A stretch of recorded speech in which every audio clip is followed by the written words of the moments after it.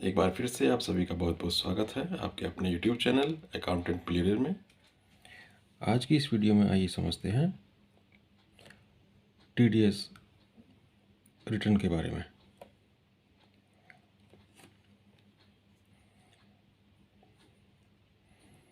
सबसे पहले समझते हैं TDS यानी टैक्स डिडक्टेड एट सोर्स, यानी स्रोत पर की गई कटौती, टैक्स कटौती। इस पद्धति के अंतर्गत यदि कोई व्यक्ति कटौती करने वाला डिडक्टर किसी अन्य व्यक्ति को भुगतान करने के लिए जिम्मेदार है तो वह सोर्स यानी स्रोत पर टैक्स में डिडक्शन यानी कटौती कर शेष रकम डिडक्टी को ट्रांसफ़र करेगा।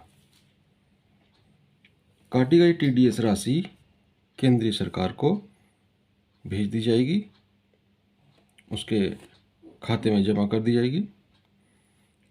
फॉर्म 26A या डिडक्टर कटौती करने वाले के द्वारा जारी किए गए TDS सर्टिफिकेट प्रमाण पत्र में deductee tax deducted at source यानी TDS राशि की जांच कर सकता है।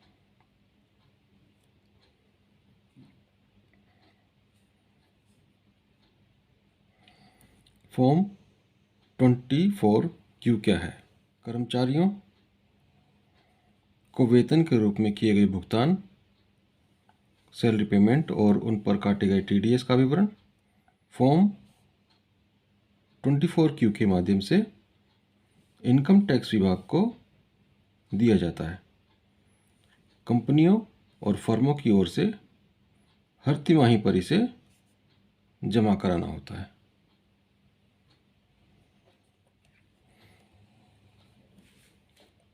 फॉर्म 24Q क्या है? यह भी एक TDS रिटर्न का फॉर्म होता है। आइए इसके बारे में समझते हैं।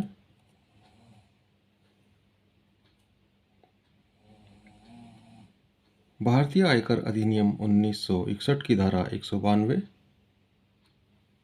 के तहत फॉर्म 24Q वेतन से काटे गए TDS की ई रिटर्न फाइल करने के लिए बनाया जाता है।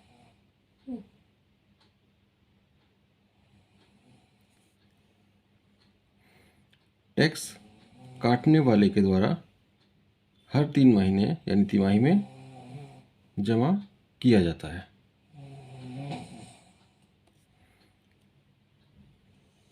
इसमें कंपनी द्वारा कर्मियों को दी गई सैलरी और उस पर काटे जाने वाले TDS से संबंधित जानकारी होती है।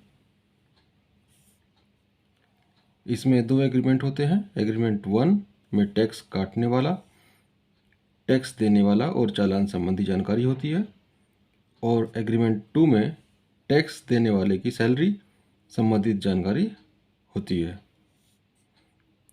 एग्रीमेंट 1 में टैक्स काटने वाले के द्वारा हर वित्तीय वर्ष की 4 तिमाही के लिए जमा किया जाता है, और एग्रीमेंट 2 में फाइनेंशियल वर्ष की शुरू की 3 तिमाही में जमा करना होता है, लेकिन 4 तिमाही पूर्ण होने के बाद उसे वापस कर्मियों के पूरे वित्तीय वर्ष के वेतन से संबंधित जानकारी के साथ जमा करना होता है।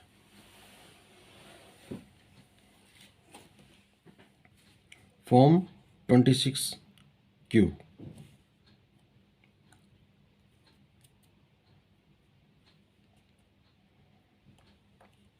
यह वेतन के अलावा बाकी सभी पेमेंट से संबंधित TDS के लिए होता है।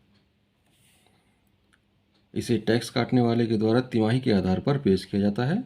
यह भारतीय आयकर अधिनियम 1961 की धारा 203, 193 एवं 194 के तहत TDS के लिए लागू होता है। जिस इनकम पर TDS काटा है उस इनकम में सिक्योरिटी पर ब्याज, dividend, security, professional fees, director से प्राप्त मुआवजा आदि शामिल हैं। गैर सरकारी टैक्स काटने वाले के लिए पैन देना जरूरी है। सरकारी टैक्स काटने वाले को फॉर्म पर पैन जरूरी नहीं। Form 26Q, it is statement for TDS on all the payments other than salaries। 26Q में निम्न अनुभाग शामिल होते हैं।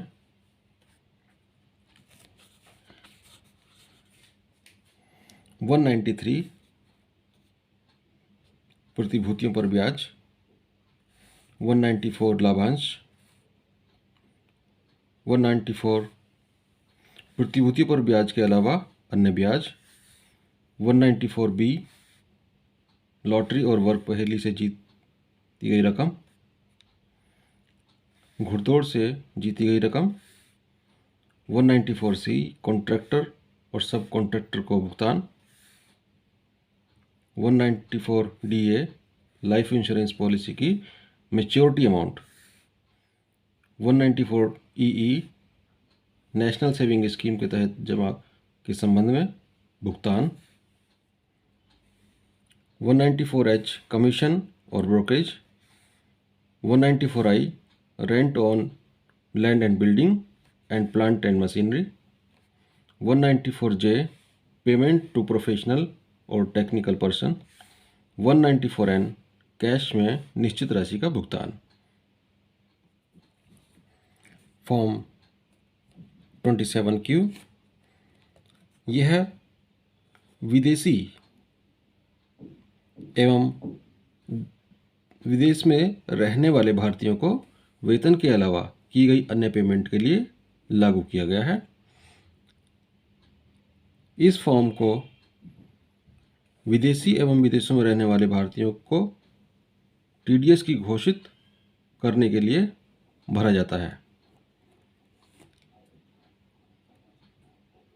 यह तिमाही के आधार पर जमा किया जाता है और भारतीय आयकर अधिनियम 1961 की धारा 203 के तहत TDS के लिए लागू होता है।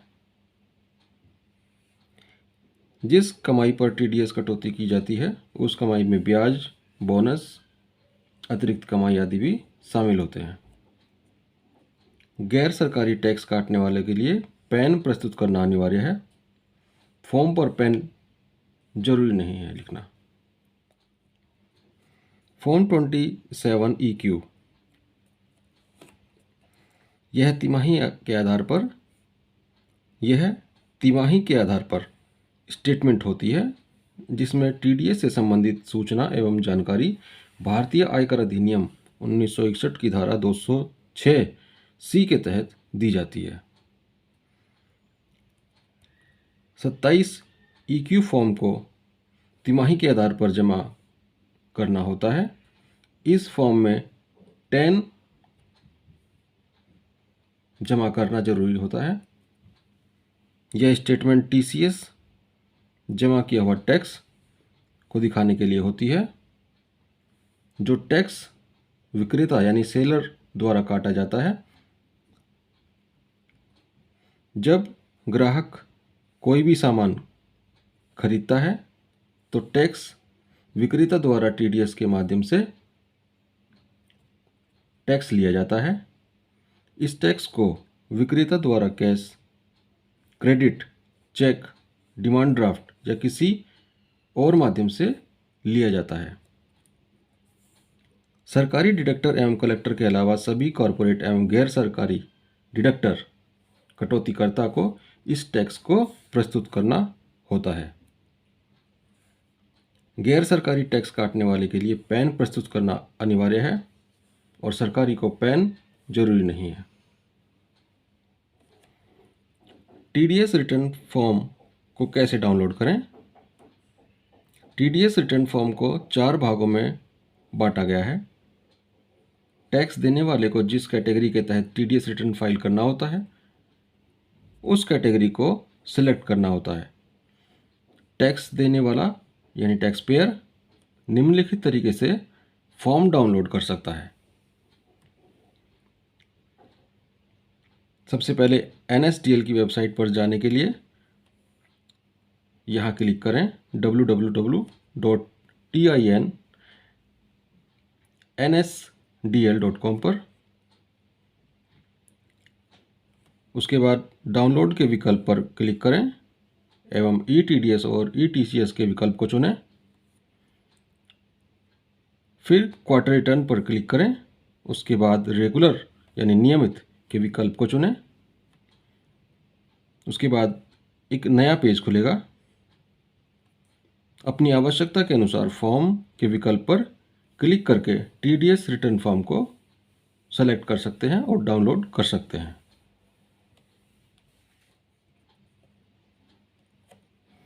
टैक्स नियमों के अनुसार TDS किन किन पर लागू होता है? व्यक्ति विशेष यानी इंडिविजुअल पर, लिमिटेड कंपनी, संयुक्त हिंदू परिवार यानी HUF पर, साझेदारी फर्म पर, कई व्यक्तियों के संगठन पर और स्थानीय प्राधिकारी वर्ग पर। What are the rules for tax deducted at source? TDS के कुछ रूल्स हमें पता होने चाहिए जो कि इस प्रकार हैं। There are rules concerning not just income tax return filing but also concerning TDS.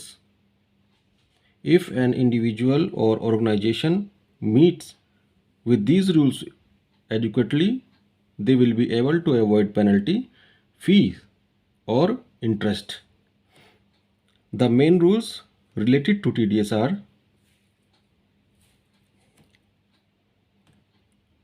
one of the first essential rule is that tax deducted at source need to be deducted at the time when the payment either gets due or when the actual amount is made, whichever is earlier. Number 2, delay in deduction of TDS will attract interest at the rate 1% per month until the tax is deducted. Even person, whether an employer or otherwise, need to credit the tax deducted to the government account by the 7th of the following month.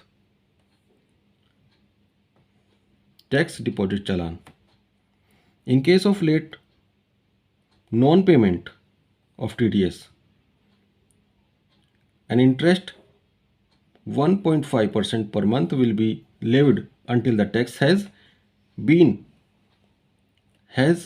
not been deposited. What is Form 27A of TDS?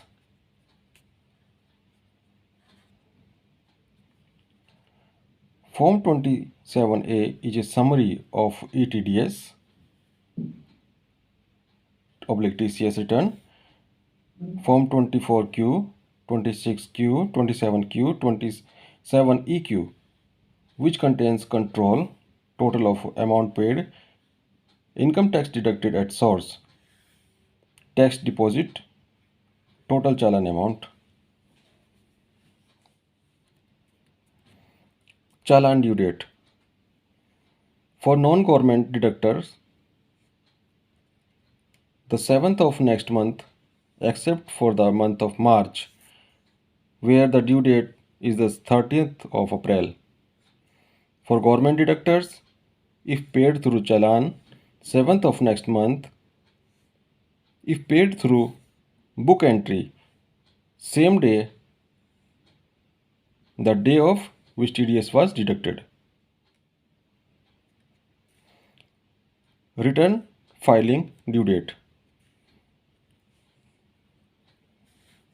There are 4 quarters for filing TDS return: quarter 1, quarter 2, quarter 3 and quarter 4. Quarter 1 start from 1st April and end with 30th June. Second quarter, 1st July to 30th September. Third quarter 1st October to 31st December. Quarter 4 1st January to 31st March. And their last of filing date, first quarter 31st July, second quarter 31st October, third quarter 31st January, and fourth quarter 31st May.